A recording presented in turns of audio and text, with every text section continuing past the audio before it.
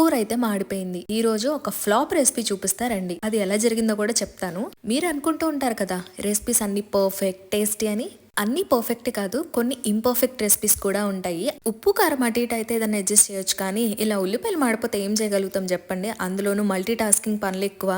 అసలుకే వంట చేస్తూ వీడియో తీయటమే ఒక మల్టీ టాస్కింగ్ అనుకుంటే, ఈ లోపు ఆర్డర్ వచ్చిందని చెప్పి వెళ్ళి తీసుకొని వచ్చే లోపు హై ఫ్లేమ్లో పెట్టి ఆనియన్స్ మార్చేశాను.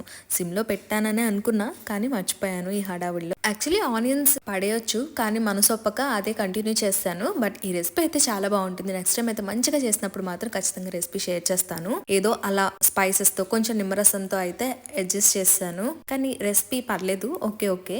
ఈ కంగారులో కలుపుతూ చేతి మీద కూడా కాస్త ఆయిల్ వేసుకున్నాను. బాగా కాలింది.